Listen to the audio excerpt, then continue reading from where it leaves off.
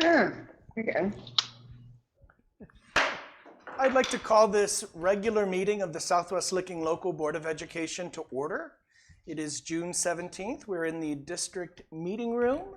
I'd like to recognize everyone here and everyone at home watching. And if you all would please join me for the Pledge of Allegiance. I pledge allegiance to the flag of Mrs. Stout's friends and Mrs. Boldle's friends. I pledge allegiance to the flag of the United States of America and to the republic for which it stands, one nation, under God, indivisible, with liberty and justice for all. Yay! That was awesome. All right, Mr. Jones, will you call the roll, please? Mrs. Engel. Here. Mrs. Moore. Here. Mrs. Spindler. Here. Mr. Zani. Here. Mr. Vincent. Here, a quorum is present. We will continue. Public participation. No one has signed up? Okay. Then we will move on to adoption of the agenda. I'll move adoption. Second. Okay. Mr. Jones.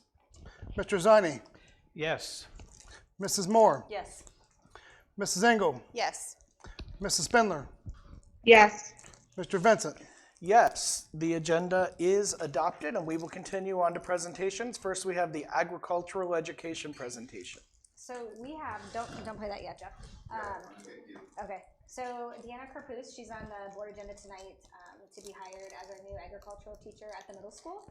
So she wanted to present to the board kind of what she's going to bring to the district this year with our new program. She's unfortunately in Turkey, so she's not able to physically be here with us. However, she recorded a presentation for us, and then so we're going to play that. And then we also have Mr. Ball is here as well. So he's in the back, so he'll be able to answer any additional questions that you may have, as well as I can too. So, do you want to play it?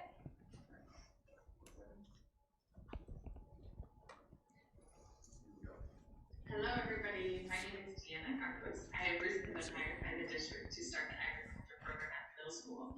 I am really excited about this program. I think it's going to be a great learning opportunity for all of our students. I wanted to take a little bit of time today just to kind of introduce myself and tell you a little bit about what we have planned in the first year and some ideas that we have to kind of grow the program in the years to come. I want to start by saying I'm really sorry that I am not there in person to present this information to you guys. I really wanted to meet you all. However, I am actually in Turkey right now. I am visiting with some family, and I will be back in July, so hopefully I will get to meet you all then. Before we talk about the program, let me just tell you a little bit about myself. I have been a science teacher for 10 years. I love teaching science. I love being able to do hands-on projects all day long, and the students really enjoy science as well. So this was actually my first school that I worked at. It's in New Jersey. The picture over here on the left is a picture of what the garden area did look like before we started working on it. It was just an open, empty space that nobody was using, so we decided that we wanted to put a garden in there and make it useful to the community and make it useful to our students. So over on the right-hand side, you can see what it looked like after we were done. We partnered with some people in the community. We partnered with one of the schools in Ohio, and we had a lot of volunteers who came out and helped us actually make this happen. So here we have 4 raised garden beds. We have some vertical gardens over here. Back here is kind of hard to see, but we have a rain barrel here that's attached to our chicken coop. And then over here on the side, we had an outdoor classroom area where the other teachers could line up and bring their classes out and do their classroom outside. Down below, you can kind of see what our garden looked like after it started to grow. You can also see our students here. Our students are working on a measurement project, and we use the garden for to try to figure out who had stolen the precious tomato. So they had a whole project that they had to do with the garden.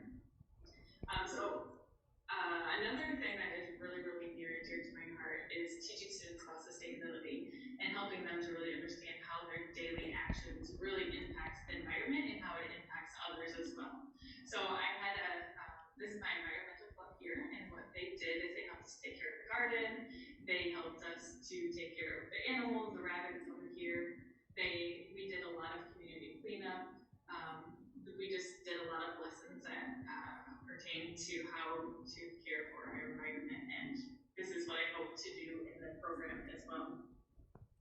So let's jump into what the first year is going to look like with the program, or what we hope it to look like in the first year. So for first year, we really, really want to build a lot of community connections. So over the summer and into next year, we really hope to get some great community connections. We have already started this summer reaching out to a few places, such as the Licking County OSU Extension, and they seem very excited to partner with us. We will be meeting with them in early July.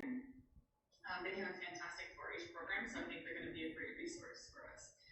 TPS Natural Science Technology Center, they have a fantastic program already set up and well established. They have some great teachers that are very, very knowledgeable, and I think they're going to be a great resource for us. Local farmers, I would love for our students to use local farmers as thought partners throughout this project and process, where local farmers, we can invite them in as community speakers, or have our students also partner with them throughout their projects. We will not be able to make this program work without parents and other community volunteers. PTO, I think it would be a great partnership. We will definitely need a lot of community volunteers to come in, especially in the summertime. We will need harvesting and watering plants and things like that. So we are going to obviously reach out to a lot of those parents and community partners. Columbus Zoo and Aquarium, I think is going to be a great partnership. Garden centers, there's a lot of local parks. Franklin Park Conservatory, Botanical Garden, Innisfree Metro Garden, many, many more. Food Pantry Network, Licking County. We really hope to build this program, and I think once we build the program, we should have a lot of great produce that we'll be able to give back to the community, and I think that will be a great partnership in the future. Lynn's Fruit Farm, we will be able to take some of our students to Lynn's Fruit Farm for them to understand how they grow their fruits there. What kind of nutrients do they add to their soil? Do they need to add nutrients? What helps the plants to grow? How they reproduce? All of those kind of things. I think that would be a great opportunity for our students to actually see firsthand. School PTO, I kind of mentioned before. Local restaurants and chefs where we can bring them in for the students to be able to see how we can use the items in our garden to create foods that we can eat. CTech Career Technology Education Center. Although they don't have an agriculture program, I think there's still going to be a great partnership. They do have an engineering program and some other programs that we can work with. The engineering program especially, we can have them partner with our students when we start talking about what are some structures that we want to have in our garden. Grow Next Gen has a fantastic curriculum online that we can pull from as well. So these are just a few of the potential community connections, but we would like to kind of build our connections beyond that eventually. But this is where we're going to start at the beginning of this summer and throughout the school year. Year 1 curriculum. So the whole agriculture class is going to be project-based practices. So we are going to do PBL and TPPL, so transdisciplinary projects as well. So one of the great things about TPPL or PBL is that the students are the ones that are actually doing the planning. The students are the ones who are going to be doing the building. They're going to be doing the planting. So they are going to see their plans come to life, which is a fantastic opportunity for our students. I would love to partner with some of the core classes, math, science, social studies, and language arts, so that we can help them to understand how they can utilize the garden, as well as how we can incorporate some of their standards into our class as well. Some examples would be map. We can do area and perimeter, volume, all of these things we're going to need to do when we're doing raised garden beds, understanding the volume, how much soil are we going to need to add to this. We are going to do a lot of data collection and analysis also. Science, genetics, weather and climate, soil composition, pH, photosynthesis, nitrogen cycle, mapping, ecosystems and the relationships, climate change. All of these things naturally go right along with the agriculture program. Social studies, again, mapping natural resources. We can compare and contrast growing techniques of ancient civilizations, climate change.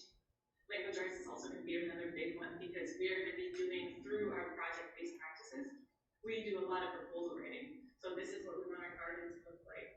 Doing a lot of writing, researching. We're going to be reading a lot of articles, trying to help us students understand the different types of plants, different types of soil. All of this they're going to need to be reading and researching. And then of course social emotional learning is also a very important thing that will come naturally with this program. So there's going to be a lot of collaboration, a lot of problem solving, teamwork, decision making. We'll be building a lot of great relationships through this program. And then also, of course, very important connectedness with nature. Some projects we hope to accomplish in the first year. We have to start with collecting data. Of course, it's my science background, it makes me very excited and happy. Collecting data, so we're going to be looking at the weather in the specific area that we're going to be growing. So what is the total hours of sunshine? Where are the areas that receive the most and least sun? How much rainfall on average do we get there? Temperature fluctuations, all of this will be really important when it comes to planning out the garden. Where do we put certain things? As well as looking at what kinds of plants that we can plant there based on our data. Soil, we need to understand the type of soil that we have in soil testing, trying to determine whether we need to add compost or add different things to our soil. If it needs if we need more acidic soil or if we need more sandy soil, things like that is going to be really important when we are trying to understand our entire garden and what kind of things we're going to be planting in there. Again, looking at understanding soil types and composition, we can compare and contrast the indoor versus outdoor planting techniques. So we're hoping to do a lot of indoor planting as well, especially in this colder season. Doing some indoor planting and kind of understanding how are those going to be different when we plant outdoors versus indoors. Students will be planning, designing, and building the gardens. That is the best part of this whole program is that the students are going to be doing it. They're going to see their work come to life, and it's usually very exciting for those students. We're going to be doing some plant parts and function. We're going to do this through plant dissections. Composting, we can look at what kind of things can be compost, what things can't be compost, and then actually building our composting bins. Scientific method and design cycle. So we'll be doing both of those throughout the entire year. Some science teachers only do scientific method or only design cycle, but we're going to be incorporating both throughout our projects. And one thing I'm really, really excited about are the cooking days. Students are going to learn how to use some of the fruits and vegetables in the garden to create meals and side dishes, desserts, jams. So I think that they're going to really, really enjoy doing that.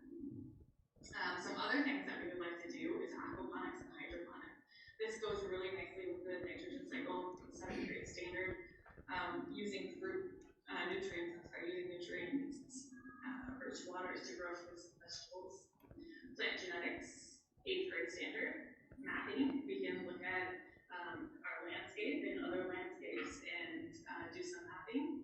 7th and 8th grade standard. Vertical gardens.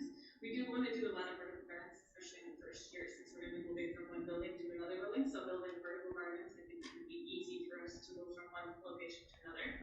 And then sustainability, as I kind of talked about before, human impact and sustainability is going to be kind of woven throughout the entire course. So each project that we do will be talking about sustainability. So looking beyond that first year. So that first year, these are a few of the things we want to accomplish. But beyond that first year, we really hope to expand from just the middle level to the 12th grade, so from 6 to 12. And then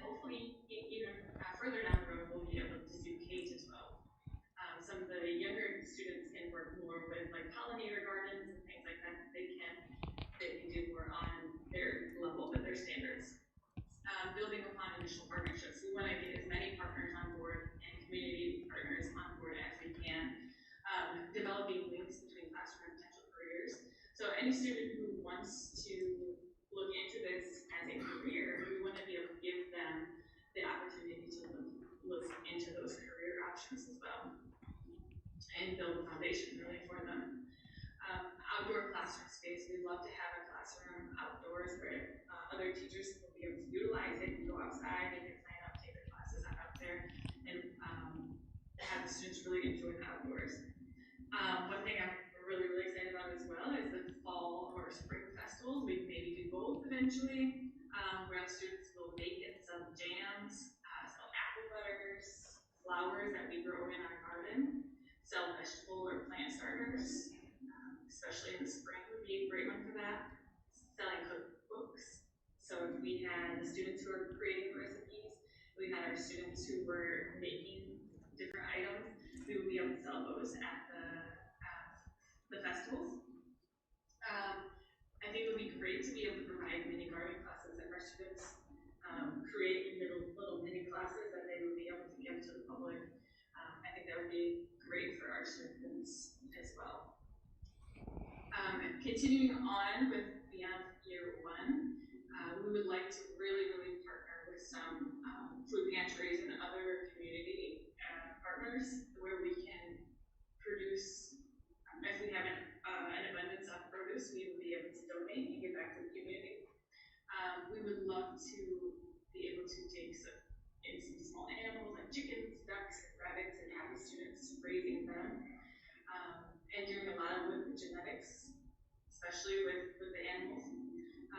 Fruit trees, food forests, building greenhouses. I think the greenhouse is going to be great, especially in those colder times. Field trips and guest speakers. I would love to take the students to some fruit farms where they can see firsthand how to grow some of these plants.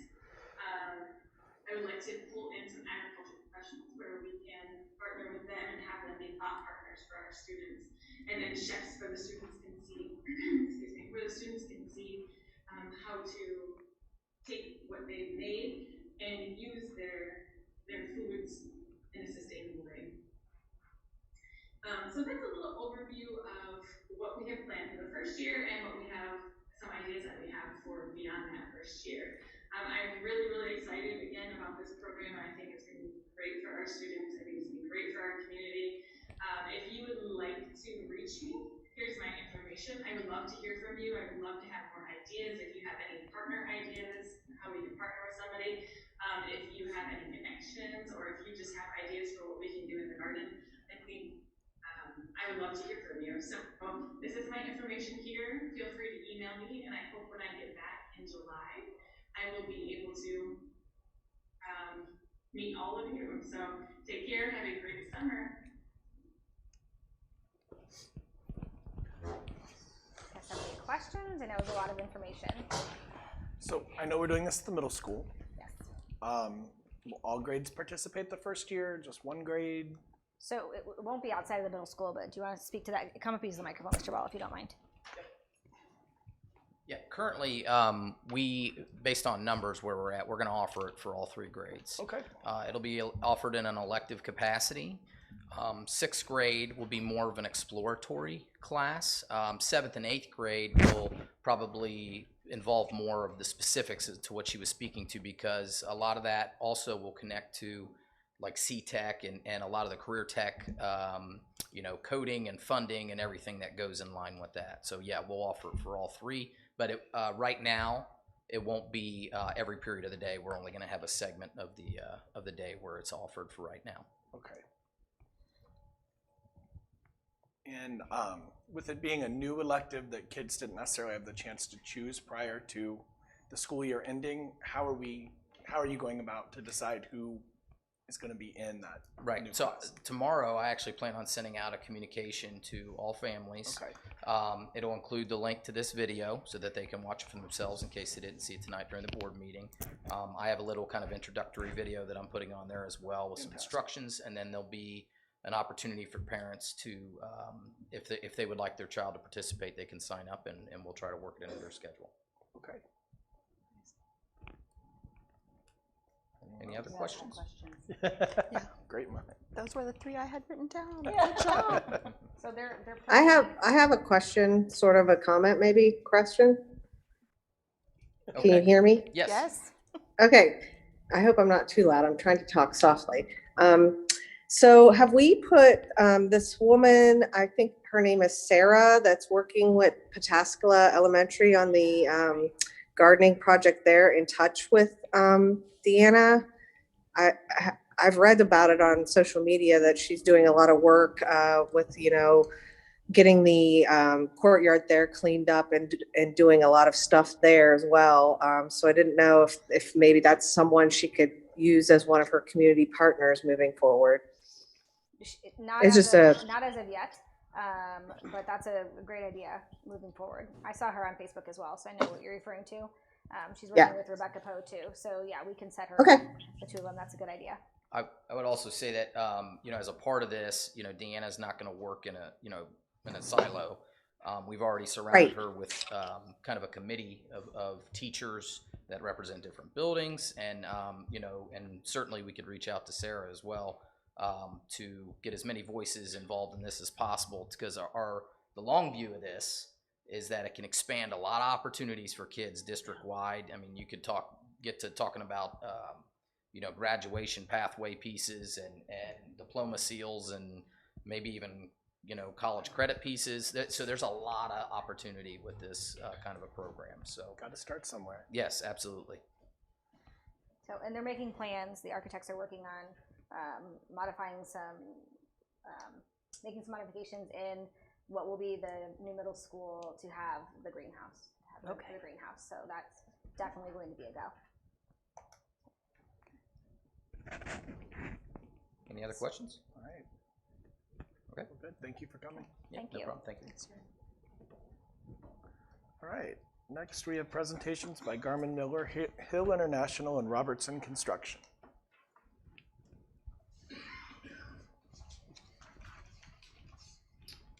Good evening. Hello I'll give again. you a update from Garmin Miller's perspective on the project. On the new 4.5 intermediate, we've just been working with Robertson to finish up the punch list items on that. The new high school, our team has been going out creating the punch list of items that need finished up and completed. On the Watkins high school to middle school renovation, that's just getting underway with the renovation. In the building, they've demolished some of the interior walls and started that process, coordinating the bid results with Robertson. On the Etna Elementary renovation, that's under construction. Renovation of Kirkersville, so we just finished what is the DD phase. Today we finished those documents, and those are getting sent out to the project team, and we'll go through the review and estimating process. We did have the radon mitigation piece of Kirkersville. We did get the bids in. It was one bidder, but it was under budget. I believe that you have our recommendation with that, so that's ready to move forward. Athletic building and the bleachers, those are also under construction and moving along. The completion is set for July 2nd, I believe. So be happy to answer any questions you have. So bleachers and the athletic building will be done by July 2nd. I know the building. Yeah, bleachers will be into August. Okay. And press box will be here by then as well? Or is that later on? That's supposed to be August as well. Okay. How far into August? Are we talking early August, I'm hoping? I understand, yes. Things have been with the pandemic and some of that, things are stretching out in terms of taking time to get delivered, but it is scheduled to be done prior to the event starting. And what happens if they're not?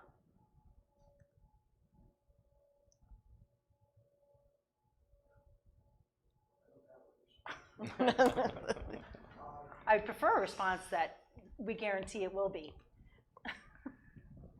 2K is very confident. 2K entities overseeing that project that spoke with me today. As the site superintendent continues to say that the building will be ready on June 2nd, and bleacher program has not seen any hiccups that I know about, so it's moving along on schedule. The only thing I'm not seeing is the press box, so it's got to get there. Everything is signaling that it's going to be done on time. I mean, the bleachers, the biggest thing I got left to do is the concrete underneath, and so yeah, the press box is the one piece hanging out there. Okay. In the athletic building, I was just in there last week. I put on my little hat and went in while my kid was out of practice, and it looks like there's still quite a bit of work to be done on the inside. That will be done by the 2nd then. They are saying they will be done. I think one of the biggest things is they really need to start cleaning up. Yeah. I think that makes it appear even worse than it really is. Yeah, well, and I would say there wasn't a lot of security because, I mean, I have official stuff where I could walk in, but anybody could just walk in. Mm-hmm. It was kind of crazy. Yeah. But yeah, they do have a lot to do to meet that deadline, though. Okay. In your estimation, are they going to make it?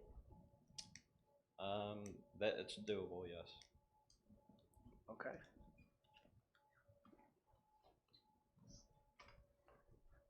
Sorry. Okay. Thank you very much. All right, Hill or Robertson?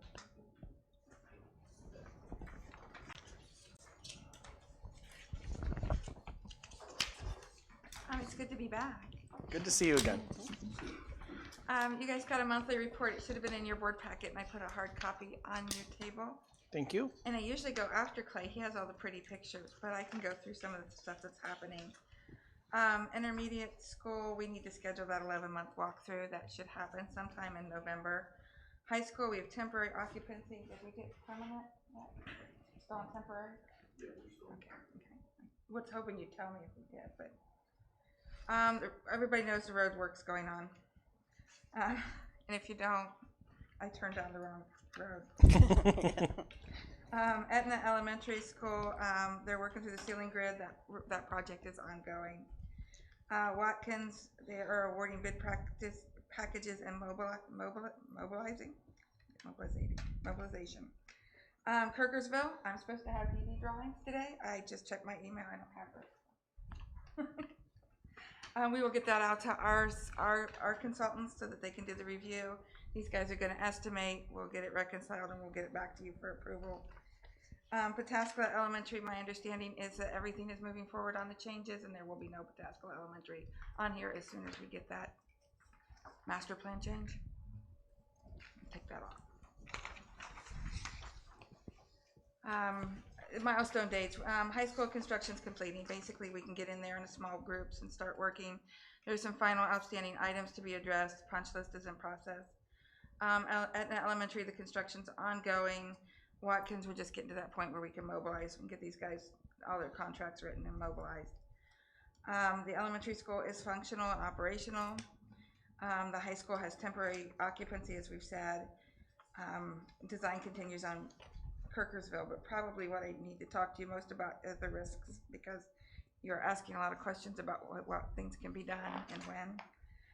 Potential schedule impacts. There are shortages of material and cost impacts all over the place out there. When I came here 15 months ago, I told you that labor was difficult. Now materials are difficult as well. So that's one thing that we're trying to keep our eye on and trying to mitigate any changes that would cause, or any changes or any, trying to be proactive to get things ordered early and so that we can get them ordered in here. COVID-19 delays, I think we're through all those, I hope. The ODOT work, the Etna roofing, which you guys are going to take care of. The weather's always an issue, although we're inside on Etna and we're mostly inside on Watkins, so I'm not seeing that as a huge risk right now. We are carrying allowances on all the projects for later packages. We worked through that at the elementary school and the high school, so I think we're getting some practice with that. And of course, we have estimates and budget reconciliations and GMP negotiations for Kirkersville. And there are no action items tonight. We took care of that last week. And there is a financial status summary here. We are about $86 million committed of this project right now. So are there any questions? They told me to be brief.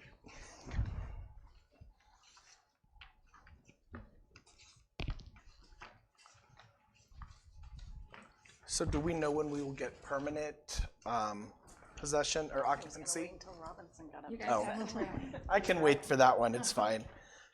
Well, we can tell us. I mean, you got a couple things that have to be done.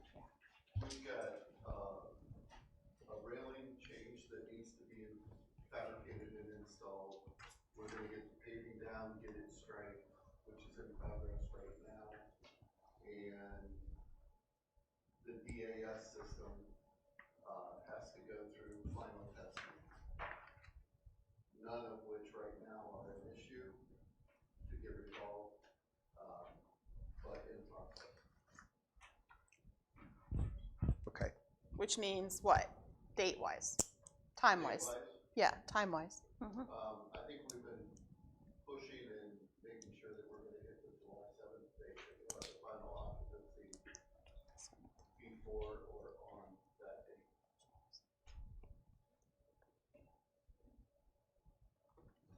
You said July 7th? Okay. Yeah, I couldn't hear him. What date did he say? July 7th, Kathy. Thank you. I'll let him tell me. Total occupancy, not just small groups, everybody's in. No, we've got occupancy right now for all staff. Okay. We will So be- all staff can be at the new high school at the same time? Yes. Thank you.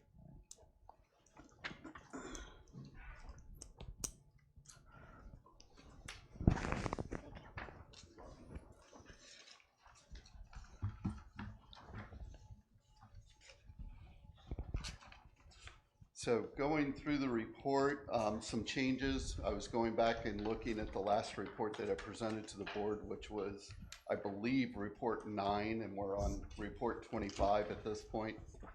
The 4-5 building has been taken off. We now show the Etna floor plan as well as the high school and Watkins. Some updates and where we're at with each of those projects.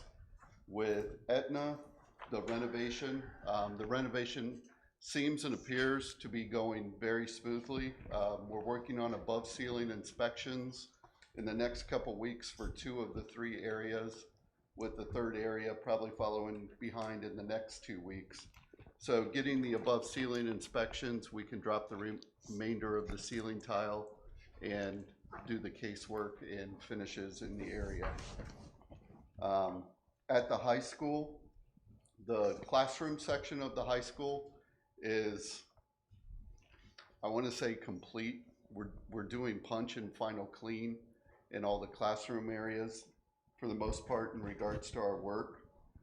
There are some technology items that we're going to be working on in there. We're doing a switchover Friday night at the 4-5 building, which is the hub of our technology area. They had to do some power inverter work over there to make some corrections to be able to get full technology back in over at the high school correct. But with that, next week we should be testing all the monitors and all the installing the cameras and programming all the wireless or access controls for the high school. So that piece hasn't been done until we do this next piece and put a couple patch cords in. The main area of our work, a lot of what's going in right now is in the auditorium area. That's progressed quite a bit over the last 2 weeks. We've been holding off a lot of those areas, putting in the wood trim around the outside of it. Not only getting the wood panels up, but then we had to wait on the wood, a 6-inch wood trim that goes above it. They got that in. That allowed us to put the remainder of the seats in, put the remainder of the carpet in.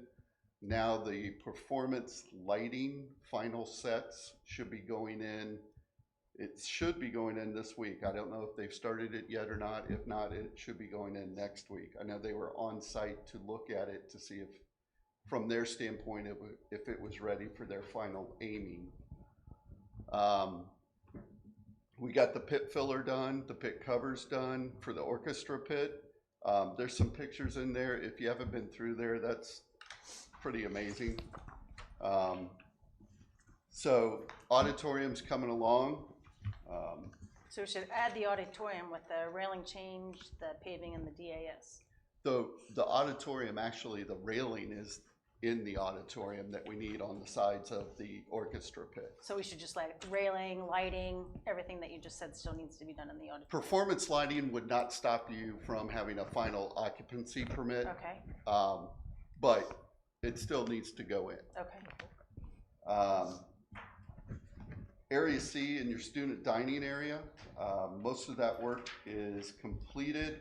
There's some cleaning and distribution of loose furnishings that need to be done in that area.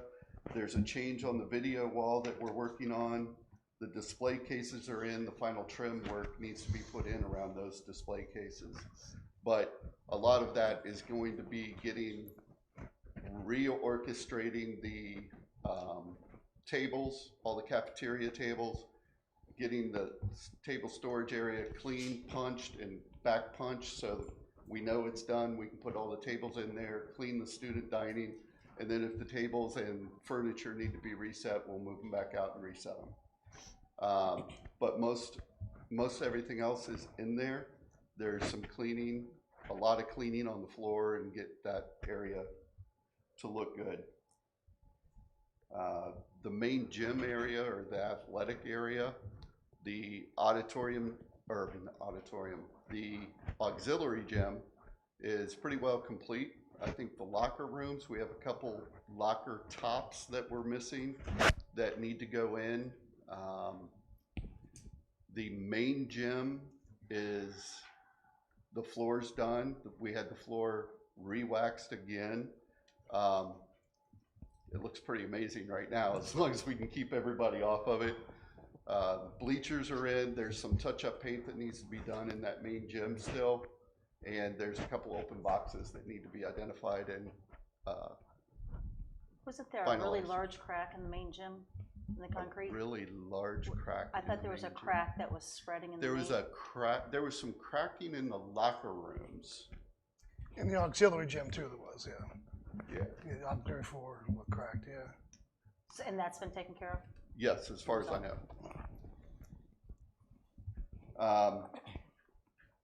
Administration area, we got administration moved in last week. They're up and running so far. When I touch base with them, they're not having any issues in regards to phones or computers at this point, unless there's more that came up lately that I haven't heard. Okay. From the technology standpoint in the high school, bear with me, but Jeff can probably help me. We're probably 98% up in regards to the ONTs, which are the main power for all the technology throughout the building. From those ONTs, all the sub power goes out to all the outlets. They're troubleshooting those, and like I said, one of the things they're doing to try to get those last 2% is doing an inverter change over at the 4-5 building. So it's moving along. There's a lot of cleaning, a lot of punch to do. We've done actually 2 final cleans on the building already, and it still needs wiped down and cleaned again. Questions on the high school before I move on? When I was there last week, classrooms looked pretty well done. It looked to me, though, like the art and the business areas had quite a bit of work left to be done. Or will that be ready by the July 7th then? There is a pretty substantial change order for the business areas. Right. That will With be the happening. wiring, correct? That will not be done July 7th. Okay. Guaranteed. Okay. We've got some material orders and stuff that have to be done. I think we've extended that 6 weeks. So that's probably going to be mid-August before that business area is done in that portion. Art rooms, they were this week assembling all the tables and Okay. stuff in the art rooms.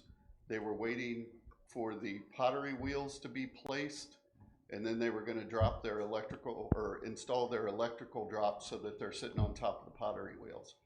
But a lot of the casework and everything was completed in there, or furniture, I should say, this week. So those should have changed quite a bit from what you saw over a week ago. Okay. What was this, can you refresh our memory on what the substantial change order was for the business area? We're bringing in a transformer and some additional electric for that area. I don't know all the details of it. That was a later request by some of the teachers, kind Okay. of what was missed throughout the process. So it's some things we need to have the labs, the digital labs, what they need to be in some of the art rooms and the computer rooms. So Okay. those teachers should be aware that hopefully we're ready for school, but there may be a few hiccups. So that's on us. Okay. For that piece. Okay. Okay, however, mid-August is in fact August 17th, which is in fact school starting. So if the business area does not have the electricity to it, what are the ramifications of that for the high school starting school? Don't get confused. The business area has electric. We're Okay. putting additional in. From Okay, all what right. I understand. Okay. I remember the art wanting some additional Okay. items. Mr. Cameron? Talking about that. I could actually speak a little more specifically to it. Okay. The art department asked for some extra pottery films. Yes. So part of the power is going to that. We discovered very late into the project that they had not put sufficient power into the computer labs for computers. They put enough power for basic laptops. So they're putting power into the floor for all the desktop computers going into those rooms. So we'll have all the computers in place. The teacher has power, the video wall will have power, everything else in the room will work day one, even if those handful of computers need a few more days to get powered. Gotcha. Yeah, and when I say substantial, I think it's substantial because I think we're still bringing in a new transformer for it. I think because the power wheels drawing so much power, they had to bring in a new transformer. That's what's taking so long, is getting that run in plus new legs all the way to those fuse panels so things can be powered properly. Sorry, I don't mean to. No, you're fine. You're No, absolutely that, fine. I just am like, if we have a whole wing that 'Cause I doesn't knew have the gist of it. electricity, Yeah, that's a problem, Everything else will right? work. It's just going to be the stuff that's in the Perfect. floor. Nope, for that's those perfect. computers. Thank you. Okay. And then I noticed in the auxiliary gym, there's a little issue with the batting cage. Have we fixed that or solved that? What was the issue with the batting cage? Man, go ahead, Bob. Yeah, batting cage when it lowers down hits the handrails for the bleachers. And Brian Wolf is looking into whether or not those handrails can be lifted out, rotated, or the high school gym, actually, they twist inside. So that's in the works to Okay. modify that. Bob, I thought we got confirmation from our bleacher supplier that could in fact happen. So that would take care of that issue. So we did get confirmation from. I believe we did.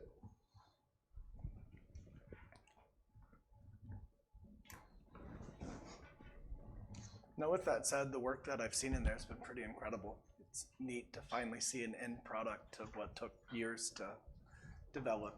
And, It's a very nice building. It really is. My final question deals with kind of the whole area and the paving that will get a top coat once it's all said and done. Yes, with the paving, they're on site now. They're putting base course down at the back of the high school. In fact, that went down tonight. Then our next step, they also went in and put the paving into the industrial arts area. So the base course is in there to be able to get the equipment from Watkins into the new high school. We walked today, looked at some of the base course repairs that got to be done. So the next step's going to be getting those base course repairs done. Then they will start at the high school with the top coat, and they will be working in essence, from Route 40 back to Watkins. Okay. To to keep everything moving away from the high school and then- final clean. Okay, and then with that, with the 4-5 building, at the turn end, there were some issues with kind of potholes and puddles of water. That will all be addressed prior to the final, or has that already been addressed? That's one of the areas of repairs that we're gonna be going in and doing that before we put the top coat on any of it. Okay, and then will the walking path also be ready then by Yes. beginning of school? Okay. Yes. The walking path is probably one of the bigger areas that need repair. We didn't identify it as a walking path when we put the base course in. Okay. So people, to avoid the speed bumps and everything, drove over the walking path, which has a totally different profile and thickness than the road. Right. So a lot of our repairs, looking at that area, we've got to do some repair to that base coat to get that walking path back in order. And then they'll put the curb in also that will Okay, separate the two. and we are also installing permanent speed bumps, right? And taking Yes. out the ones that we put in Yes. temporarily? Okay. They're gonna be speed bumps. Extended one like anywhere. Okay. Okay. All right. I've asked a ton of questions. Anyone No, else? you're fine. I have general questions that I can wait until you're done. If you're done. It's up to you. Well, I guess my question is, you said that the 4-5 was being taken off, but there's still a punch list. We're still working on a punch list for the new high school. Is it customary to keep it in the report? It seems to me like I would want to see it in the report, to see the punch list and to see things actually being crossed off. For example, if there's magnets at the 4-5 building that needs to be installed for the doors, I'd kind of like to see that on the punch list and then see the progress of it being installed and being Yeah, removed. we can give you a section of just what's going on at the 4-5 building. You know, a lot of, when we talk about it, we had a technology meeting at 3 o'clock today. The first part of the technology meeting dealt with technology issues at the 4-5 building. Second part of the meeting is the technology issues and what we got to do at the high school to finish those. You know, there's an issue with the sound reinforcement in 26 of the classrooms. And it's a defaulty amplifier that they have. The amplifiers have all been removed. They've been taken back to the manufacturer. The manufacturer is supposed to be fixing them and then reissuing them back, and we'll reinstall them. There's a lot of issues like that we're working on at the 4-5 building. Biggest issue at the 4-5 building right now is making sure that we get a full stand of grass and we get it top coated and cleaned up. Landscaper's going to be out there tomorrow spraying the weeds down to kill everything. While they're working on the high school, the landscapers at the high school today starting to rock hound and get those areas prepped for seed. So they're going to come through, seed everything at the high school while they're waiting on the weeds at the 4-5 building. Then they'll go back and reseed the 4-5 building. Oh, we really missed the opportunity to seed. That's what I was gonna say. This is a terrible time for seed, right? What happens when it doesn't work? Yeah. Right, I mean, Yeah. it's gonna come out in water, of course. That's what I was gonna say. When this is a bust for seeding, what happens? You're asking my questions that I've been yelling and screaming about the last 2 weeks. I mean, there's gonna be some maintenance that the landscaper's gonna have to do because it's not our fault that he is just now seeding. Okay. But I will say, this year, the weather has been an impact.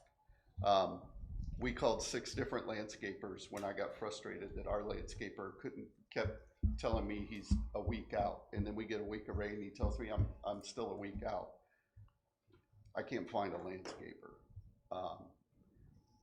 Our paving, we scheduled back in April to start June 1st. Well, we were on schedule for June 1st, but every other project that kept getting backed up kept pushing us back. So now we're June 17th and we're putting paving down. It's spring rains, it's more than spring rains that we've got, but hopefully we get enough to keep the seed moving and keep it going and germinating. If not, we'll have to have them do maintenance on it. I'd kind of, I'm gonna ask that Mr. Janelle give a little, how his perspective of everything's going, if that's okay. So I'll give you a little time to start thinking of what to say. I think I would like to see like the punch list. at Okay. least identify for what we're looking at, so we know, again, just to watch things tick off the list and make sure that they're getting done. Or Yeah. if they're not, then you can say, you know, we're working because we needed to get the amplifier, we've contacted the company, that sort of thing, so we have to know. We actually do a Thursday morning call at 8:30 every Thursday and kind of run through that list. So I know we've sent it out. I can send it to Bob. You've got, I think, not this week's, but you've got last week's. We can issue that, or I could include that as part of this report. Thank you. Okay. Anyone else? No? Right. Thank you very much. Thanks.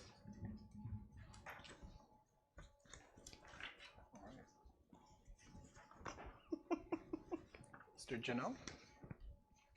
Did you get enough time? Did you prepare? I'm never afraid to talk, but it's quite the surprise. Can we put a 5-minute limit on him? I'm just Yeah. asking. Just Please start. share what your concerns are, what the positives, what the negatives. Give us some insight onto, you're there. Right. If we Who's start at the the athletic building, Uh-huh. I think it was hit a little bit tonight that cleanliness needs to be addressed. And I did reach out to the 2K, one of the, per se, CEOs of that particular company last week. And he was aware of the situation. And they made an effort to begin that process. Matter of fact, tonight, they're going to be working on the concrete, which is a major part of getting that particular building cleaned up. So I think that they have a substantial amount of work to do to finish that building. They've been good with the district in regards to helping us store the materials until that's done. So I you know, just keeping a watchful eye on them, but they are progressing. The roof's taking a little long time, but it's a very thick metal roof, so it should be good for the district. In regards to the bleachers, again, I think everything's on schedule on that particular path. Matter of fact, the company that's doing it, they have other places to go, so they've marked it in, and they're working hard every day. It's going up very quickly. I've seen them out there at 8 o'clock at night working. Yeah. So I really feel that they should meet their timeline, but in this climate right now, I think it was mentioned by Julie, there are always the unexpected. Something might happen that we hope not to. That's why I was a little hesitant to answer your question earlier. The other press box is remaining. So, I mean, theoretically, we would have a place for that to happen unless if the new one's not ready. Okay. Moving to Kirkersville, I suppose that was brought up. Radon is getting ready to be done. We were just over in that building walking one more time for DD. So I think that's progressing. The concern right now is the budget. I mean, the building was, the levy was passed in 2014. It's now 2021, and we're trying to design to meet the new costs. So that's very, very tough. So that's probably the hardest part of Kirkersville. Not much else going on there right now. If we move to Etna, Etna seems to be going fairly well.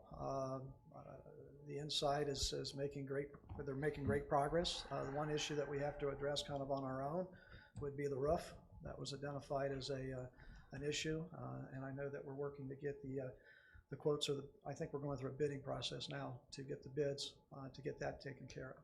So really no concerns at this time with Etna. Moving to the 4-5 building, well, I was happy to see the kids getting in January. I've been very concerned about the site conditions.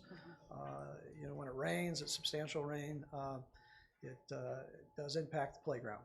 And, you know, I'm constantly on them about the dandy bags to get the water to continue to flow out. And I'm also, having been a past superintendent, very conscious of how it looks to our public. I think that the public has earned a right, if they pay for something, to know that we're going to take care of it. And I just don't personally like how it looks as we drive up, but that's being addressed. The other couple things at the 4-5 building that still we need to take care of is to make sure that the water that's been infiltrating into the technology closet is taken care of. It's been plugged and pretty much has stopped even with these torrential rains, but there's a trench that's going to be going in, so that will hopefully alleviate and eliminate that problem for good. I would like to see the tab report, the balancing, we still have doors that don't seem to close all the time and some that, close a little hard. So that's in the process. So we need to finish that up. Obviously the high school, we have not only the academics moving in, but we have athletics that need to be in there in July. So the big push is to make that happen. And recently, there's been a lot of recent developments from nobody in there to, our 6 or 12 or whatever administrative office personnel getting in there, continue to push, and now we can have staff in there. Right now, we prefer not to have any outside visitors or students in there at this time until we get some of the other things taken care of. So that's progressing. Just want to make sure with the high school, current high school or the old high school shut down that we don't handicap any of our activities come fall season. Exactly, yeah. Right. So the paving is being addressed. Obviously, as you drive down, there's a lot of areas that need to be taken care of. Majority of them, as Clay had mentioned, is as cars were zooming around the outside, but having a good solid base for that top coat is something that I would like to see too. So that's just real quick things. I mean, if we walk inside, there are small things that need to be taken care of, but getting that occupancy in early July for the students to be in there would be a plus. Okay. So, Well, did I leave anything out? Clay said it would happen on the 7th, correct? Yes.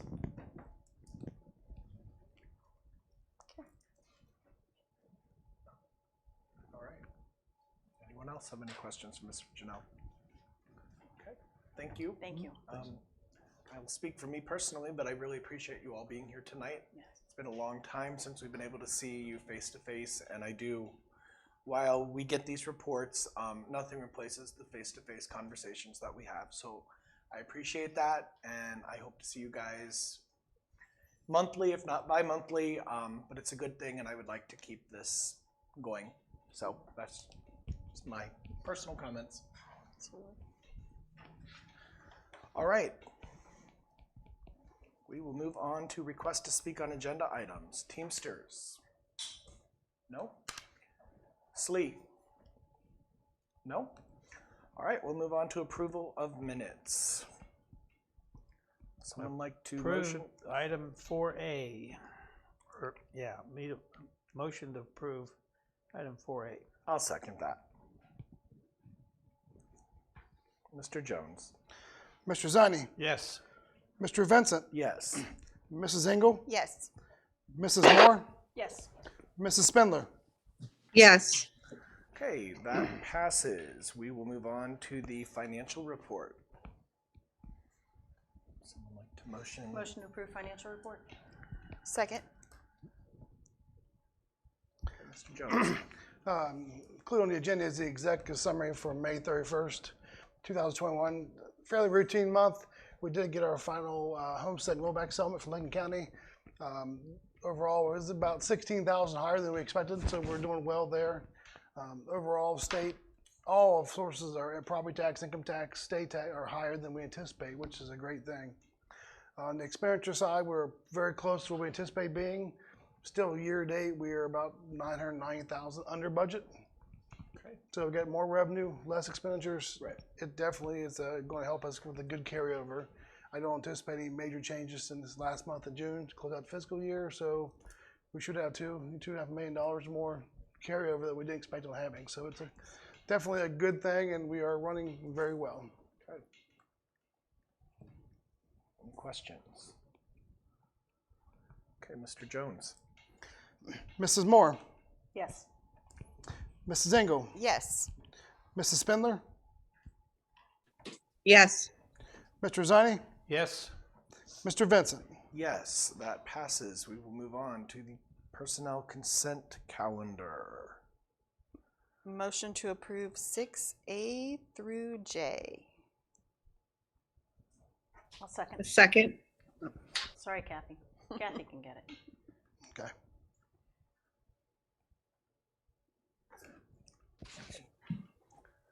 Need to add anything?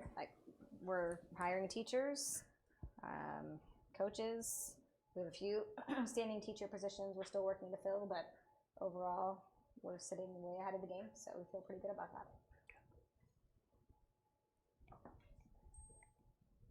What's the deadline on that? Is it usually July 1st? Casey, is It's the there 10th. July July 10th. 10th? Okay.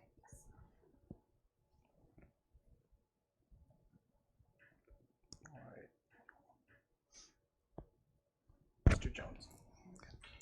Mrs. Engel, Yes. Mrs. Spindler, Yes. Mrs. Moore, Yes. Mr. Zani, Yes. Mr. Vincent.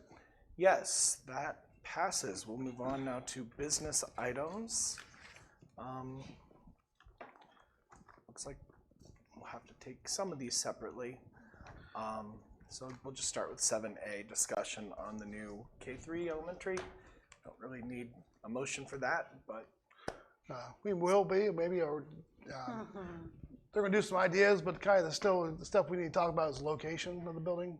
Okay. And how big do you want to build the core spaces for? All right. And that's the kind of thing that really they need to get moving forward, and location could cause a delay for a year, depending where we move it at, so. Well, before you guys start, just to add to that, so because I think some of you are aware and maybe others are not, so we're pretty compacted at the elementaries with just our space, and so I do not see realistically when Kirkersville has to vacate that building in another year, I cannot see putting those kids back into Pat and Etna. I mean, we have teachers this year for a half a year that will be teaching, in libraries, and we have a handful of teachers on carts, and it's just, it's very compacted, and I don't think it's going to be best for our staff or for kids. So if we're to choose placing, the elementary on the current site of the middle school, then we're going to need, in my opinion, we're going to need to wait a year so we can use that middle school as a swing space. So we've been working with the architects on other options for what we could do to not delay a year and to keep the project moving. So that's kind of to give you just a little bit of an overview. Well, good evening. So I'm Kurt, and this is Shira. We've been here before, but nice to see you all again. So Mr. Cameron's going to work with us to show a couple different options, and these are conceptual. We're still working through the OFCC master plan update process, so we have a number of things to show and get your input on, and Shira does most of the work, so I'll let her do most of the talking. All right. What we were tasked with on this particular plan is that keeping the existing middle school where it is right now, and then where else could we put actually a new K3? We did look at the Refugee Road site, which is up to the north and west of the plan that you're looking at now. That is a good location, but the infrastructure to be able to get to that far down, we're going to have a lot of piping. There's a force main for sanitary, so we can't actually tap into that. We'd have to bring sanitary from a different location. So there's a lot of utility work that would be required for the Refugee Road site, as well as there are some wetlands and some other small pieces that would still cost money. The length of pavement that's needed to get down into it, again, is a lot of money as well. So having all the infrastructure and paving actually on the site that we have now, where could we put a school? So I actually picked a bunch of schools, just ones that we've already done in the past that we have libraries of. So it looks like it's a building, but it's not really. It's very conceptual. So what I did was I located off Watkins Road. This could either be the parent drop-off, which our concern would be that it would back up. So maybe that becomes the bus drop-off. So the front would be the bus or parents, and then on the side we would have buses, which is what you see now, or we could have the parents as well. What we are showing is additional paving for football. For this particular size building, we only need about 72 spaces. That's for a size of about 600 kids. So this is about 200 and some. So that would not be OFCC funded. I am showing wings, additional wings on the ends of this building, and those are 4 classrooms each. So this building could technically house 800 kids, going from the 600. So we moved the playground up to the north so that those wings could be added eventually as well. And I'm showing the location of the existing soccer fields. We are displacing at this point the practice softball. So there are other locations we're looking at where to relocate it to. We would have to have detention because of the impervious pavement that we're putting down. So we've looked at this particular area. There's areas to the north we could do it. We realize that we're impinging upon cross country, so we just need to work through a lot of these different scenarios and see what's best for the campus. So if I may, and if you can see the pointer, so this is Watkins Road, and Refugee is up here off of the screen. And so just to, as Shira mentioned, keeping the existing middle school here, we're also, from a cost standpoint, trying to keep the softball field. There's a maintenance building there that we're looking at potentially being somewhere else. It would not hurt my feelings if that building disappeared or fell down even. Yeah, we've kind of heard that was ran it over sacrificial. with a truck. But this is also the new athletic building that's being built outside of the track. And the home bleachers as well. So that's kind of how it is laid out right now. I've just added some additional parking, should it eventually come around. This also takes our tennis courts out of play in this particular scheme. So they were already going to be out of play anyway, though, correct? Correct. So correct. So we have a nice location for them down by across from the high school that we're working on now. So any questions or anything additional on this concept? So just to get a feel for size and space and possible layouts, there are, I have concerns about the distance from the subdivision to the north, that driveway and blocking anything on Watkins Road with backup. But there are a lot of poles there, there's fire hydrants, there's things like that. So the plan that you see now is just trying to avoid some of the stuff that we wouldn't want to pay for, but might have to lengthen some of these things and change them.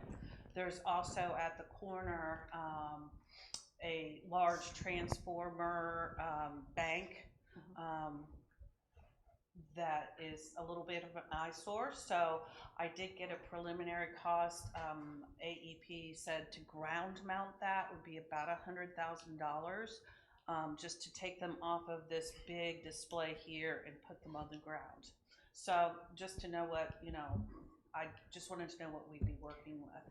So, and I'm not going to hold you to these numbers 100%. So if we said we're going to look at the refugee and we had to do all of the utility work, approximate cost for that would be? A lot more. Okay. The other concern may be they may require us to widen refugee on top of that. Right. Okay. And that's a big concern. I think that cost needs to be built into a bond issue. Okay. With our limited ability to borrow at this point, it can be done with a bond issue. Right. It just, with our limited time money at this point, we cannot afford to do all that. And I did look at, can we put 2 schools down on that refugee site? And we can. I think we could get something similar to what we're doing with the high school and the 4-5, where we have 2 schools and in the middle we have a bus lot that serves both schools. That's going to save us pavement. So maybe, one school bites a larger chunk off in the beginning, but you know that you can, put another school there for a lot less later.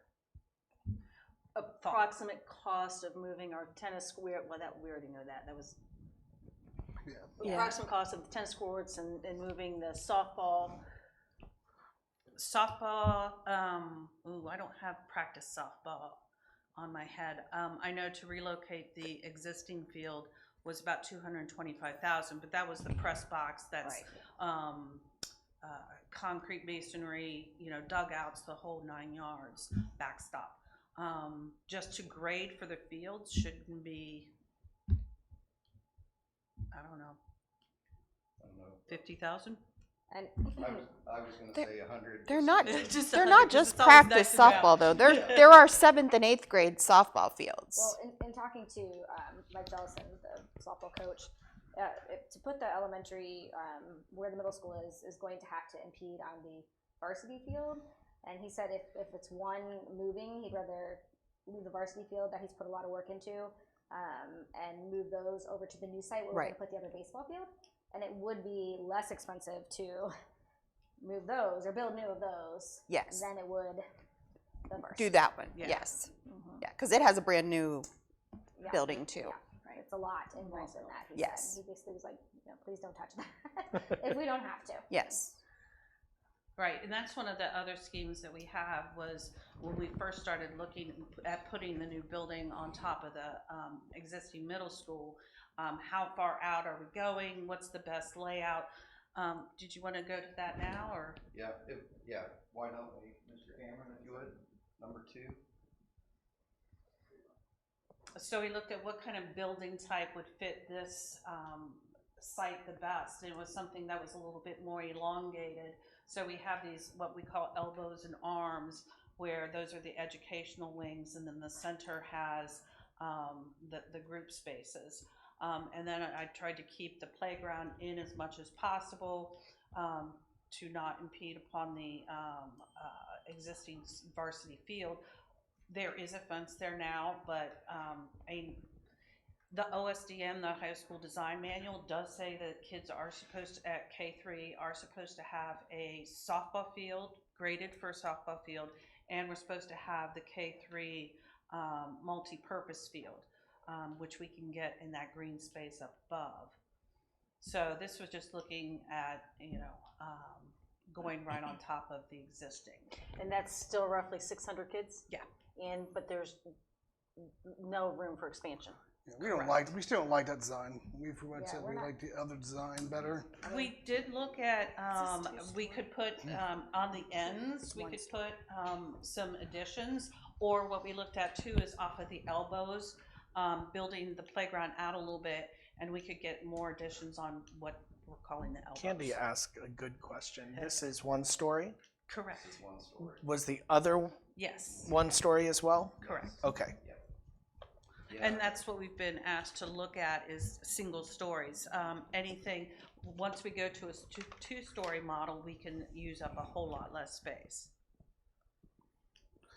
But just the discussions so far have led us to the request of that it's a 1-story building as opposed to a 2-story. Is there? 4 or 5. Does anyone have a preference with that? Is there a reason why? We've always talked about the cost that goes into a 2-story building. Okay. Extra added expenses and the elevator and the little legs of the K-3 kids. All right. Okay. Kind of a rule of thumb we've always found from our perspective is that it's kind of a trade-off, like you mentioned, elevators and stairs, but there's also less foundation and less roof. So it's when we're having those discussions, we often talk about what's more expensive, and really it comes down to what's the preference from the operational standpoint. And some of the concern was, even though we've done 2-story K1, 2, we would put the kindergarten on the first floor anyway, but sometimes even 3rd graders are a little bit harder to get up and down steps. Okay. And again, these are conceptual ideas. This actually started with the 4-5 and kind of how that's laid out with the main entrance and the gym and the specials that way, and then the classroom wings. But yeah, it just kind of felt like it was. It does look smushed. It's really kind of a. We don't like it. Designed to fit that in there and make it a 1-story building instead of a 2, and fit the space. It doesn't seem to flow very well, but we wanted to show you all this. Plus, it didn't accommodate the traffic or the parking. No. Yeah, so parking. You can still do parking. Yeah, parking is existing in front, and then there's parking up above as well. We would probably, since the tennis courts are going to be relocated, put some parking in that area as well. In this particular scheme, I'm showing the maintenance building still there, which is not really something you want kids looking out onto. No. I tried to give it as much room as possible, but with the requirements we have, this is kind of the best we could do. But it works well for getting the kids. I mean, the little guys are getting dropped off on the bus, can get, right into the K-wing drop off. We're using an existing drop off area, so we just probably put new asphalt on that. So. Yeah, we've already said we don't like this design, so I mean, we keep saying we don't like this design. We like the first design, and we talked. Which isn't a design. Yeah, we talked about doing a design something that we can just replicate. Pay architect fees once, replicate that building, kind of like Golden Tange does. Yes. Yes. You're not gonna replicate that. But as you can something see, similar. I mean, we do very site specific. I talk, I've worked very closely with the architects. She's like, I need long and skinny. What can we do? Yeah. So, and then just, using other footprints. We showed a lot of different footprints from other schools. What works here? What doesn't work here? What's the pro and con? So we have looked at a lot of shapes and sizes, and we make things fit. Awesome. And also, again, stepping back, building design just in general, sometimes it's a process of elimination. So like Rick has said about 4 times, we don't like this one.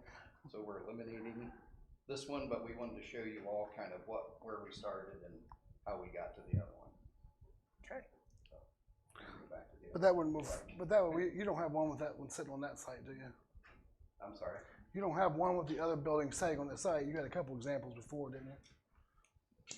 Yeah, some of our other meetings we had. Yeah, so they showed it where it fits on there. It's tight, but it was the size of the one you guys have built. It might be a little smaller, but yeah. The part of that is how big do we want to build that building? Right, how big?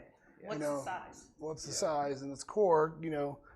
Right now we plan on 6 classrooms per grade, which is 552 kids based on our enrollment, our current class size limits. Do we? And then we know in the future we'll add, like we did the high school, plan an addition on that building if that's what we want to do. But we built a core space for high school for 1,600 kids, even though there's only 1,400 classrooms. So same thing with this building. I'm assuming that's how the model we want to use on a new K3 is, but how big do you want that core space to accommodate? Because you really you want to build a core space now. Right. Which is the gym, the cafeteria, the hallways, bathrooms. Which, if you're thinking 800 students, that's a lot bigger than what it is now at 470. Yeah, so again, I have to step back to the beginning. If you remember from the other buildings, the program of requirements is the spreadsheet that we use that has all the number of students, and it tells you how many square feet it is and ultimately how many dollars it is.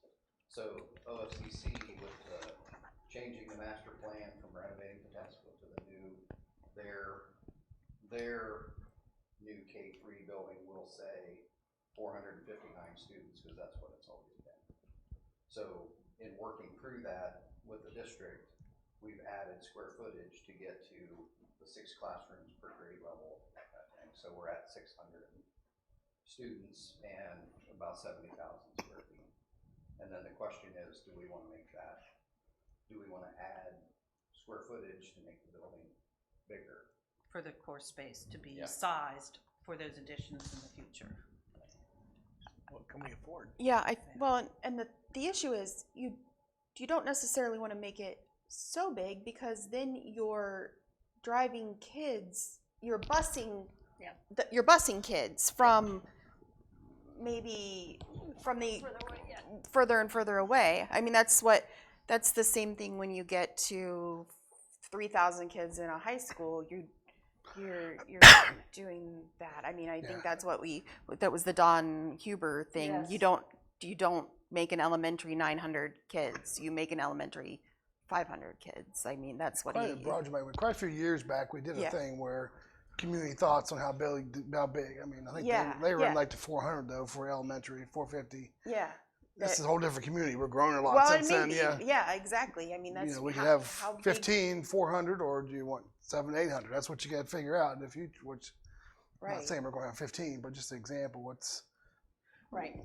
what we want. Smaller the building, you have administration costs. So Right. secretaries, the more individual buildings you have. So that's what you got to figure out what that balance is for our future. And it may make a difference too, the decision now on how quickly we need a additional elementary. Absolutely. It's hard to. I mean, what do you think, Casey? Is 800 kids in an elementary too big of an elementary? I mean, I don't think so. I think a lot of elementaries are that size. Okay. I think it would be worth at least considering making the core spaces larger so we have the option. I think we can do it within budget, at least the last time we looked at it. Okay. That would be my opinion. It'd be worth at least, because we also don't have any idea how long it's going to take to Get to get a bond. Right. Right. And No, there's absolutely. So many, other variables. So that's my thought. I don't know what Rick thinks, if he feels that way or if he feels differently. Yeah. No, I think it's about ultimately we know we have $24 million. Yep. We thought they had designed it, showed that building there, and there was leftover square footage. We thought there was enough at that time to upsize it without increasing the budget. If we switch to other design, how does that affect it? Right. That's what, that kind of, how does that affect that kind of thing? So we like to get it as big as we can. But in the end, when we go do addition, we're going to need the bond issue to do addition. So it may be a bond issue, build a new elementary, and do the addition all at the same time. So down the road, but so I think you're good. But also where? I mean, again, if we put it here, it's 800. It's going to be a year. We have to wait a year. If we put it somewhere else, it's good. We can build it sooner, possibly. My only thoughts are, I think we need to, if we go back to you. Scoot back. If we don't do this design and do the other design and we wipe out the tennis court and the 2 softball fields, I think we need to include the money for the tennis courts and the 2 softball fields in the budget for this design. We already have that. The tennis courts are already already part of the budget. Deal. Oh, there. Okay. Yes. Yeah. So that's a done deal. Okay. That's we have done, to have yeah. the tennis courts. Like Right. we have to have them. Ours are falling apart. Okay. So that is happening. Softball regardless fields of are not. So where that's you what put we. the school. Okay. If it's what we want to do, then we Well, talked about 22 million possibly. Maybe we have to go 23 to get extra for that's only softball. my That's what you got to think of. That's just my thoughts. I think if we're going to wipe that out, I think we need to. Well, we have to. I agree. There's not going to be. We can't. can't wipe it out and not rebuild it. That doesn't make sense to me. Okay, that's right. That doesn't make sense. Yeah, I don't. Something. Yeah, I don't No, think I we think can. we're all in agreement with that. We know if we put the school over there, we'd have to relocate and put in new. Yeah. Yes. My biggest concern is traffic. Yeah. I mean, that is my biggest concern. It's gonna be at different time, well, gonna be different times and everything, but. Once you build for 800 kids, it's a lot of cars. Yeah, it's a lot of cars. Yeah, it is. Have we looked at purchasing land somewhere else, or? It's the same issue, Roger. We got to put infrastructure in. That's going to cost money. Yeah. We have 191 acres. Well, I'm It's just the thinking back when they offered us land up in that subdivision up there on 16. Yeah, it was a swamp. I'm just thinking out loud. That's not available anymore, I don't imagine. No, or- I think it was a swamp too. That's why we didn't take it. Okay, well I sort of Yeah, remember We're that. getting detention probably, so I got some extra soil. Yeah. I mean, that's the problem with the front space, the smoking 40 land is the But I think fixing the land, right? It's adding so much extra into it. Yeah, that's yeah, what it is. the traffic's going to be an issue, but I think with some education and a little bit of remedy, I think we could make it work in the short term, because that middle school won't be used, and there's still going to be places to turn in from there, and you can still go around the side of the building. You see what I'm saying? And go through the parking lot. Yeah, the middle school will still be demolished in a year. So yeah. Right, but I'm saying those spaces would still be there where a car could turn in, and I mean, it wouldn't Create a be different optimal. traffic You'd have flow. to go past the building to get into the building, but it's something that could work until. Yeah, you're right. Kathy. I think Kathy You wants got to say something, Kathy? I do. My concern, I really didn't think about the traffic until I think you said something. That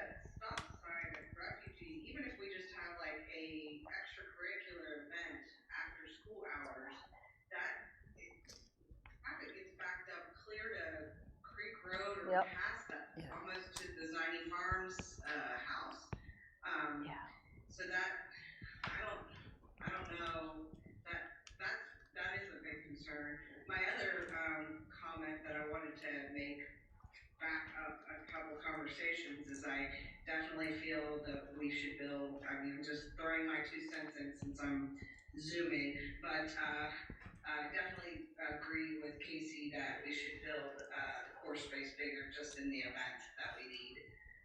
We don't, you know, because as we all know, it can take several years to pass bond issues. That's my only, I'm just making comment. Yeah, they're gonna make us do traffic impact, right? A traffic impact study, yes. We'll Okay. need to do that for the new Yeah. 800, that kind of thing, which when we did, we looked at it for the 4-5 and the high school, they had to take everything from Refugee, Watkins, and over, and we were still okay. So whether this pushes us over that we would have to make an enlargement or anything like that, we don't know yet. How far is the road? How far is the road widened? Is it just to the end of our property? 3 lanes there. Yeah, it's 3 lanes on Route 40 now. For way, I mean, I'm talking about Watkins Road. On Watkins. Oh no. Mm-mm. When's You it just- stop there's at 3 still lanes? the- You just have a turn lane Yeah, right at the high. center. Right. Turn lane to the high To the high school. They couldn't make it. They couldn't make us put a turn lane in there. Oh yeah, and they might make us put a light at Refugee and Watkins. Yeah. Yeah. Also, I did think of one other thing, and I don't know, the area of the site, the first example, there's a lot of water that collects on that little area of land when we have a lot of storms and whatnot. So I thought at one point it was supposed to be fixed, but I still feel like we still get a ton of water there. We have a lot of dirt. Softball fields flood. Yeah, they do. I'm talking, Detention. Yeah, I'm talking like the cross-country course. with Okay, the yeah. sardines. Oh, yeah. Yeah. It's like a pond there sometimes after heavy rains for several days. Yeah, I don't think they ever got it fixed. 'Cause That soccer practice field is a pond a lot of the time. Yes. Yeah, there's a swale that goes up through the area, so it's a good thing we're digging the detention pond because we're going to need all that soil to build that school up and put it above all the water, and get everything to drain properly. So it's going to be sitting up. Okay, I was just concerned because it's a lot of water there sometimes.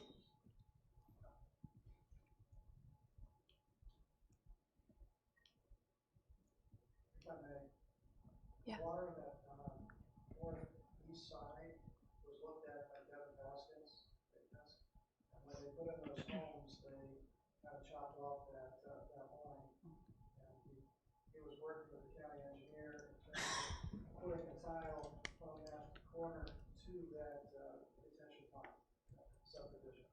So as soon as that's done, or if that's done, that should help alleviate some water at that point. Matter of fact, as those homes are going in, there's more water on the soccer field, that whole side. what's your preference site-wise? I mean, there could be a lot of more cost putting up there and not even think about it. Where's the detention pond? I don't quite understand where that Right would now, be. I'm throwing. I just placed it over by the existing athletic field. That's kind of a low spot. All of the water from the baseball field drains into that, and then it goes up to the little hill where all of the pines are. We'd have to work with our civil engineers to how big it needs to be, and how many trees we'd have to take out. But that would be a location. We could also possibly, there's a low spot just to the north of, there's a hill. So there's a couple places we could put it, but it has to make sense drainage-wise.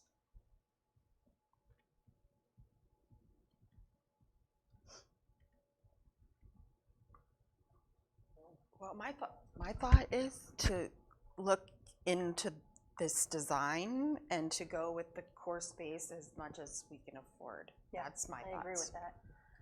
And then start figuring out what they are gonna make us do in Yeah, reference to traffic. that would be my thought. Is I mean, your thoughts, do you guys want to put there, or do you want to put where the middle school is in Whittier? That's what, I didn't like the design of the middle yeah, I school. didn't It like was the side of the smashed. middle. well, they can put that design down there and just, The problem is they may get into the softball field. Yeah.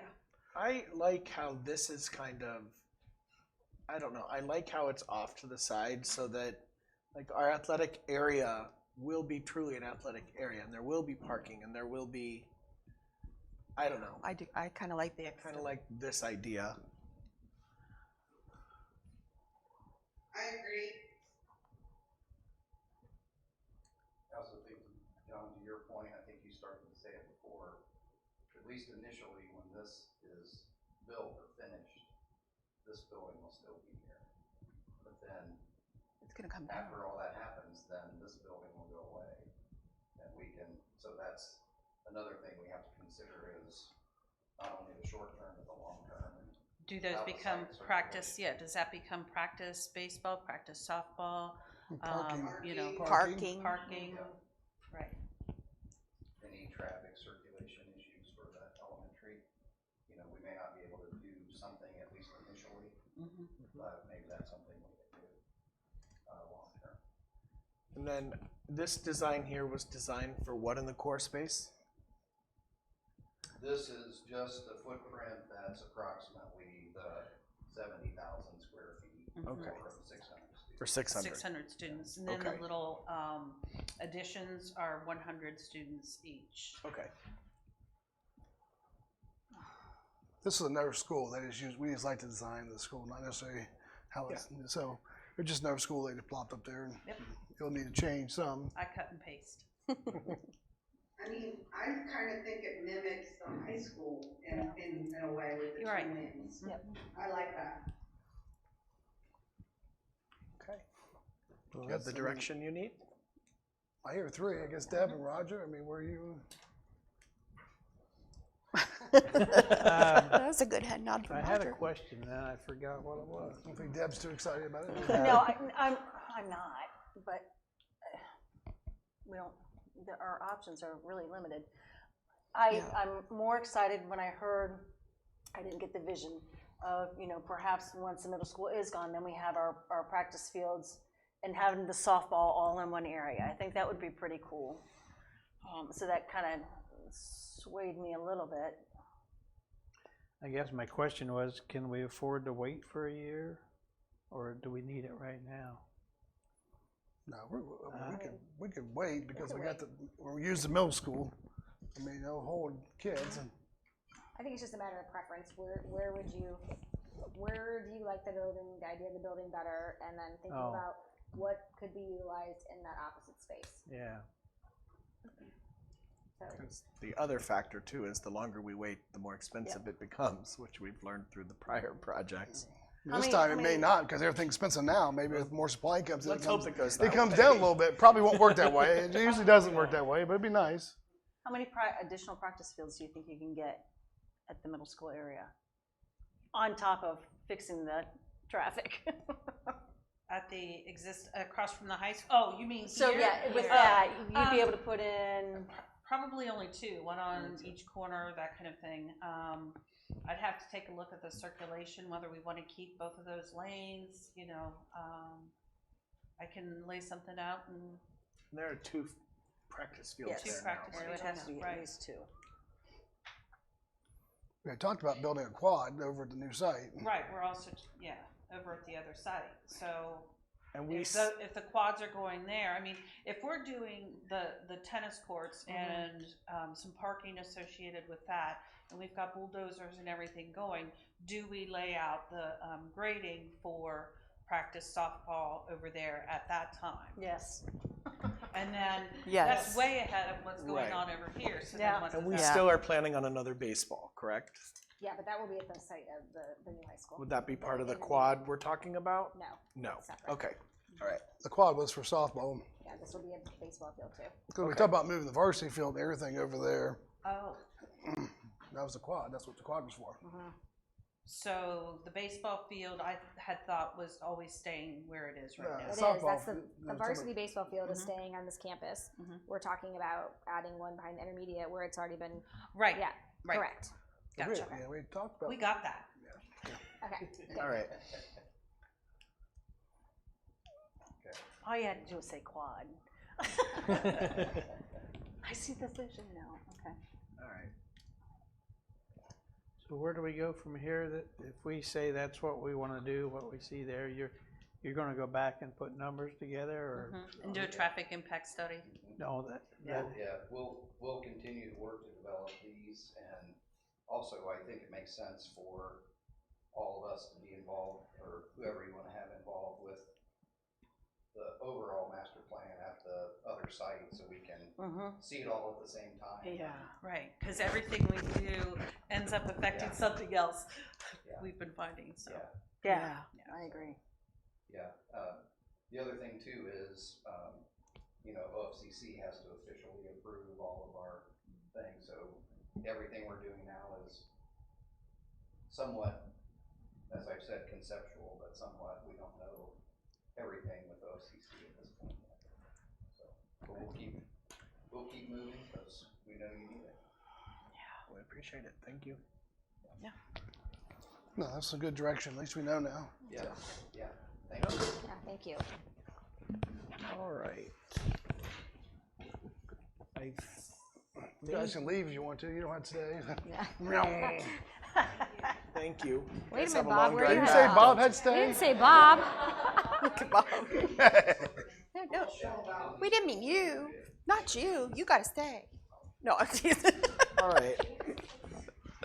I think we can maybe do 7B through K. You'd have discussion, or You can do them all. Yeah, there's nothing that. Yeah. Okay. Motion to approve 7B through K. Second. So the Ohio High School Athletic Register Annual, we have to approve the notice. Policies, the ones that went through the policy committee. Yep. We did that last week, I believe. Yep. The organizational chart was the second reading. We did make a slight change to it. If you want to bring it up, I can show you. And hopefully where you find it's minor. It's basically originally the technology supervisor and person was under kind of like under the assistant, and we moved him under the director of curriculum. That was the only change. Okay. We didn't add anything. We just slid from here over to here. But I wanted you to be aware of that change. Okay. I personally don't believe it's substantial, but you may, and we go back to first reading again. That's up to you. I don't think it's substantial. E is Tacit Public Library wants to go on the ballot. That's we have to approve all that language. This is the resolution to allow them to go on the ballot. Again, it's not the school, it's the Tacit Public Libraries levy, not ours. The abatement is the one requested by Exeter over by the original Prologis buildings, but now all those buildings are owned by Exeter. There's a small section that's left in kind of like the JED Z1 area. I showed a small map there where it is, just to the north of one of the buildings. So they're asking us to approve abatement, but again, they're offering 30%. Well, the DCA is 30% of the JED Z1 income tax for not less than 30 years. 5 cents per leasable square foot payment for the term of the abatement, so 15 years. And then they're offering $20,000 donation to the school district to buy computers or what we want to. And then $10,000 offset our legal fees for looking through all this stuff. So they got us, what, close to 48, 49%? Yeah, basically the rest was almost 48% of the. Right. So 48%, and they could. Could get 2 more and not need a vote, supposedly, but. Right, yeah. But that'd be harder with, they're saying the income tax is how much it's going to bring in. And the question is, it's not going to bring in from day one. It's going to be a year or two down the road. So, Exactly. So they met with us and talked to us, and we recommend this abatement. It's a good deal. It's higher than we've gotten from other ones. Yes. All other ones really, because other ones we were getting 1.5 cents per leasable square foot. Yes. Now we're up to 5 cents per leasable square foot. And it's nothing really that's new. It was part of an original plan that was already in place. Yes. Exactly. It's not a rezoned area. It's where existing. It's kind of a continuation of Prologis buildings that they were built. And it's in that JED Z1 zone. So. Right. How many computers can $20,000 buy us? Jeff? Chromebooks, about 80. How close are we to 1-to-1? I would say probably within about 400 devices if we're talking 3 all the way through 12. That's not counting any bring your own device. 3 through 12, okay. I'm also going to be buying Edna's Chromebooks. So I think that purchase will basically take me to 1-to-1. Okay. So when I buy the Chromebooks to fill them back in that elementary, it's going to be about 400 and change. So that's going to put us right there. Okay. Wow. We've been able to purchase a lot with the ESSER funds. Good, good, good. That's awesome. Very good year for Chromebook replacements. Just gonna look for what we're gonna do when we're out of ESSER funds. I was gonna say. 5 years from now, 3 years from now. We need new Chromebooks. Yeah, new Chromebooks. There's a plan for that. So G is the LACA service agreement we approve every year. It went up slightly from last year, but the prices, individual prices didn't. Our enrollment went up. A lot of it's based on the enrollment. So the price goes up, but the per item prices stayed the same. H is the radon system. Recommendation is to go with the higher technical services. The bid estimate was $150,000, and they bid $114,900. What was even odder was, I told a couple people this, that when Gandy went and talked to them ahead of time the first time, they gave them a bid of $130,000. They'd give them the price due at $130,000. But when they actually submitted their bid with some competition, it dropped down to $114,000. So nice. I don't know if it was a scope change or something in there. I don't know where it was, but I don't think it was. But the price came down. So But everything in there is what we wanted. yeah, it's going to get an active radon system in Kirkensville Elementary this summer. Very good. Okay.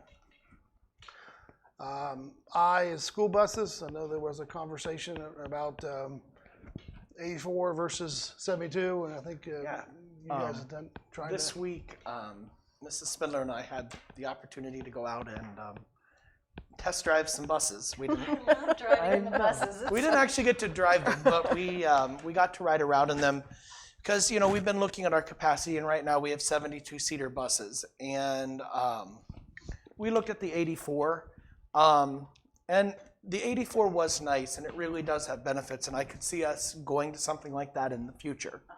But for right now, I think 72 is where it's at. But we found out at the end they have a 78-seater that is not a flat front. It's the normal, it's what we're used to seeing that I think may be fun to look at next year and see. And that's what our mechanics prefer, is the non-transit style with the nose. So Okay. Yeah.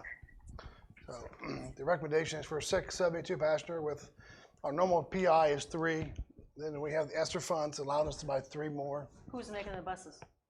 What's that? Who's making the buses? Cardinal. Well, they're Same selling ones them. we've It's been buying Bluebird over and I over. was gonna say that's gonna be a Bluebird. Yeah, they're Bluebirds. So And my understanding is the buses that we're phasing out are the flat fronted buses, which the mechanics don't seem to care for. so it's again, prices for buses keep going up every Do year. we have room at the bus garage for 6 Yeah, because additional- we're getting Oh, 'cause we're getting rid yeah. of some. But we're talking about $90,000 a school bus. And are buses available right now? You know, cars are having a problem. Yeah. Yeah, and the buses machineries are having a problem. Are buses man- available right now? The salesman told us that if we went with the 84, it would be December. Oh. But he said the 72, it's looking like beginning of September. Okay. All right. Okay. So, because we did ask him that. Yeah. All right. Cool. I'm glad you and Kathy were able to do that. It was fun. I'd love to do that again. That's funny. J is another thing related to school buses. Mr. Janelle and I started talking about this with Jeff and Todd, I think back in December of 19, about switching to digital radios on our school buses. We have analog right now, and they're not very good. Do you want to talk about it, Jeff? Yeah, so last year basically we replaced the repeater that we use for the bus garage radios with one that's capable of digital. That improved our coverage. We also relocated the antenna from where it was at the old bus garage, you're gonna hate this, to on top of the eyesore behind the middle school. Those 2 steps combined gave us full coverage over our whole district and even got us out into the surrounding area that we have to bus. So that was a huge improvement, but we still have the same problem. We have 1 channel. So one of the bus, lady, one of the transportation secretaries needs to talk to a bus driver, the whole peanut gallery chimes in. Yes. It's impossible basically to have a one-on-one conversation. So we started looking into a solution for that. Well, these digital repeaters tied to a digital radio can do one-on-one. And it gets even better. There's a little app that the secretaries have on their computers. They can literally just click on a bus and, bus 72, talk right to them. And then that bus will return right to that person they're talking to. So this proposal is basically to go in and replace all the old analog radios in the buses with these new digital ones, add one more repeater, which will give us a total of 4 channels. One of them will be used as the global squawk channel. The other 3 will be private channels. It also basically gives us some software that gives us a little better control over who's talking to who. We can record conversations. So if something's going on with the bus driver, they could even just key their mic, and the person at the office can record everything that's going on the bus. Now we have cameras that record audio, so that's probably not an issue, but it's just one of the other features they mentioned as we were talking about it. Any specific questions? No, it's not cheap, but basically we're going to use ESSER funds again for this to get all done at one time. Used to phase them in like a third at a time. This way we get them all done, all digital radios. And I think it's definitely a way we need to go. Yeah, it's not cheap, but I do see the benefits. Do other school districts around us use this? I wish I could say specifically. I don't really know. Normally radios aren't my area. Right. I kind of got brought into it just because I do have some technical expertise. The company we are working with does work with other school districts though, and works with like police departments and fire departments and stuff as well. They've indicated this is like most people are heading towards these digital radios. It's in a similar manner that about 25 or 30 years ago we went from kind of wide band radios down to narrow bands. This is just the next evolution. There's a couple other advantages. For example, we can encrypt all of our communication, so someone with a scanner won't be listening in on our bus conversations anymore. Okay. So there's some nice little benefits to going like this. So it's also, didn't need bid. It's state term contract pricing.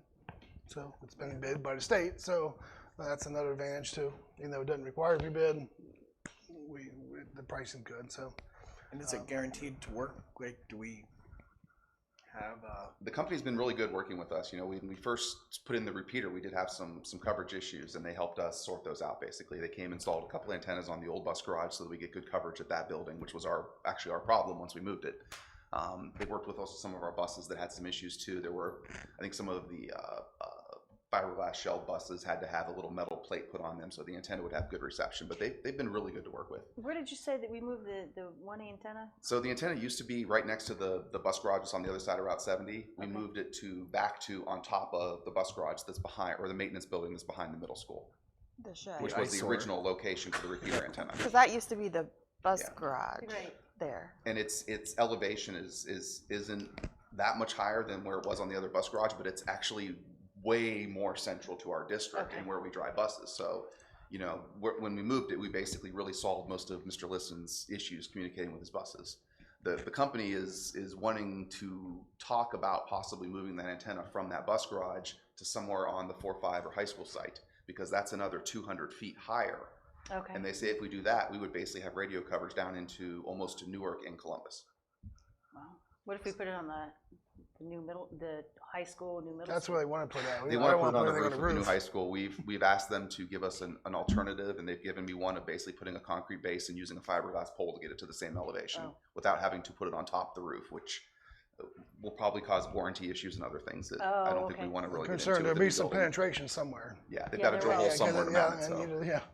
And we know what happens if somebody else puts a hole in it, it's not going to be covered. So there's concerns about doing that on the new buildings. Okay.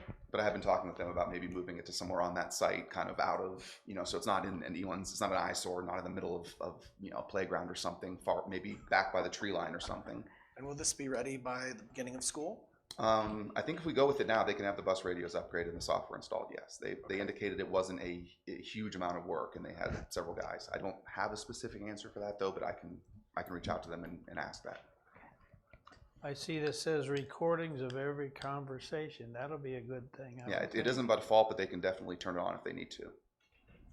That's nice. That's good. No more he said, she said. Right. Oh, darn.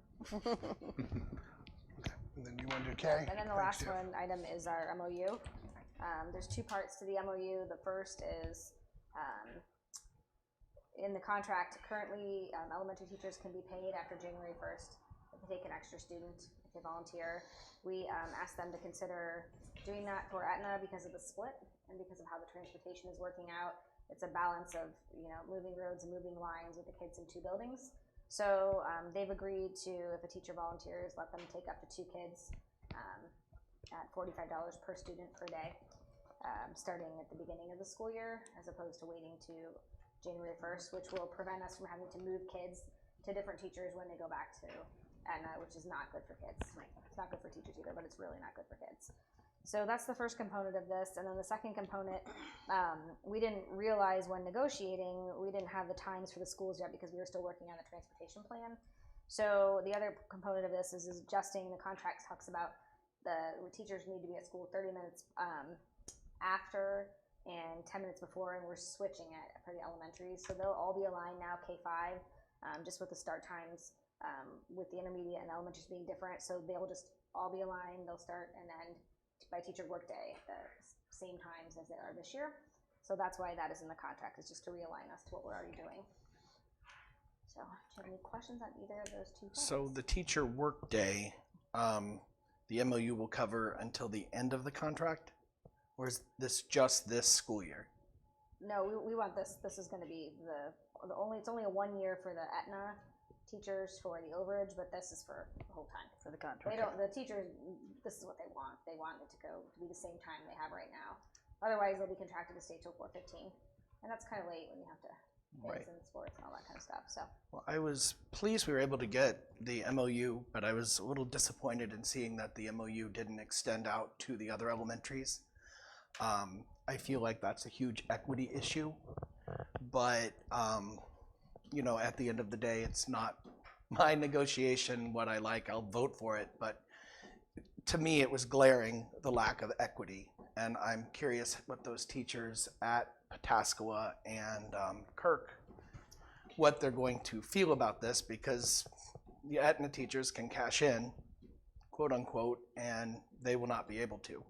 So the Aetna MOU was brought forth first because of the divide, and when Tanya was working on numbers and where we're at, she was kind of showing me the problem we were going to have. So I first brought that to the union to discuss the possibility of doing this, which they understood because of the split.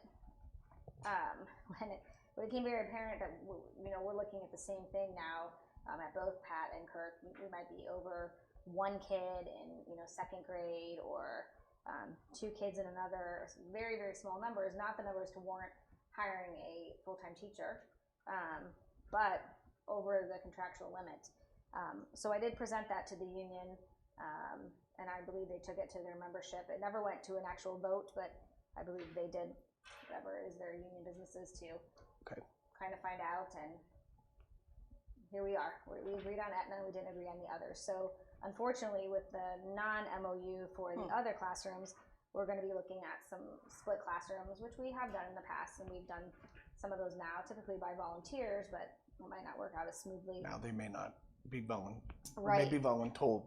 Because You'll have a split we group. can't hire a teacher for 1 or 2 kids. I mean, it's not financially responsible, and we'll drain our budget, and it can't work that way. So we're steadily watching numbers weekly, and we're going to make decisions as late as we can in the game once withdrawals come in, and We'll take it. It's just unfortunate. yeah.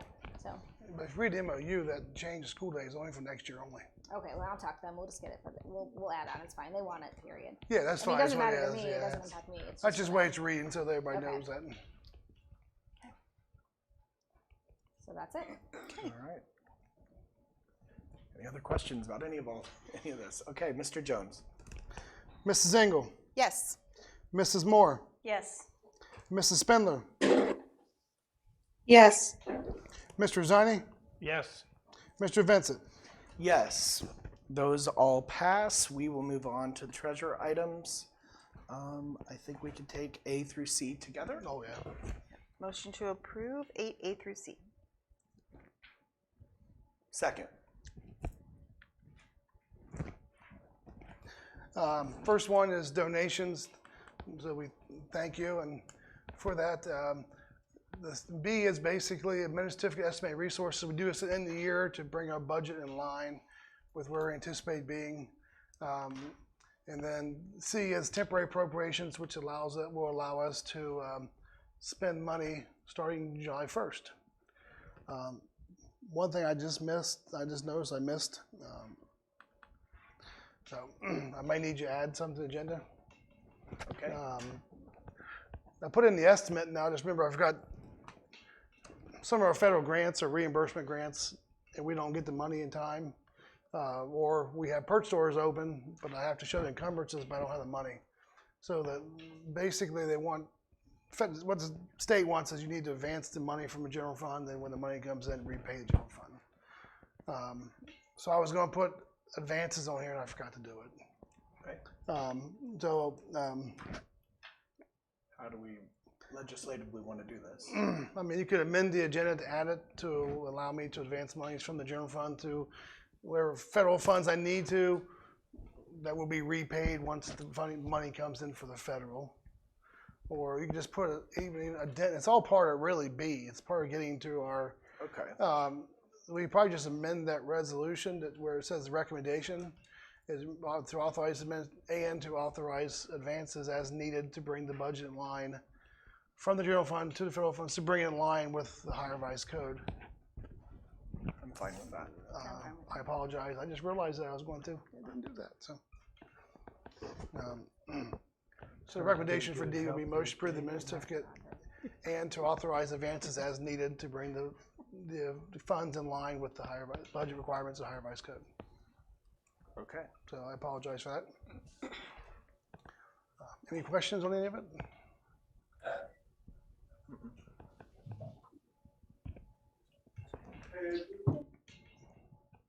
Mr. Jones.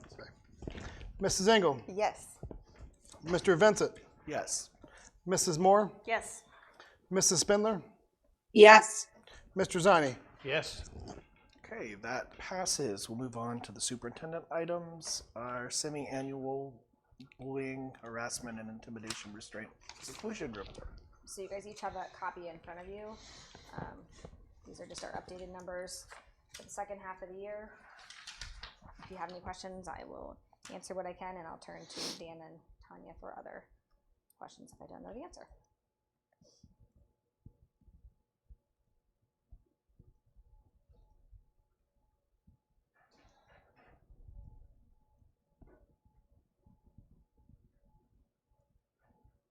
I like the comparisons. Mm-hmm.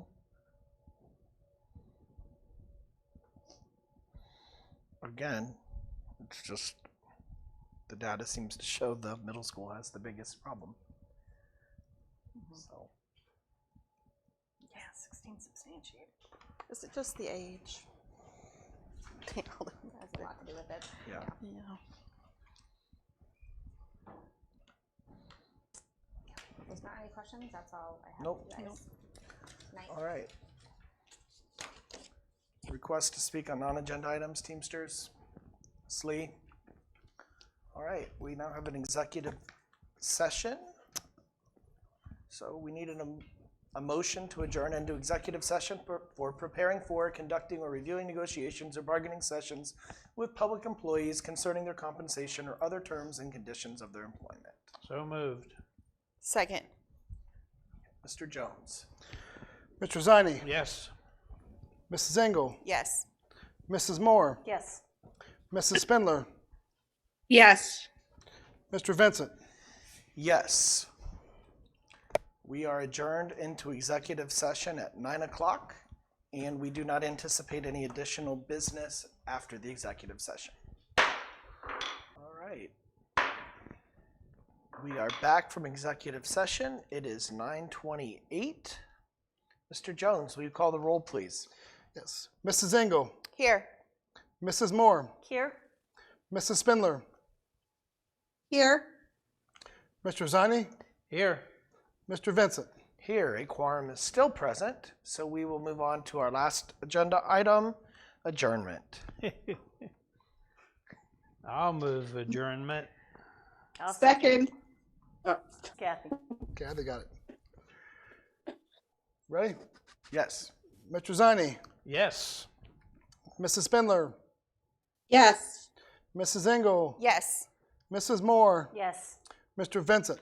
Yes, we are adjourned at 9:29. Yay.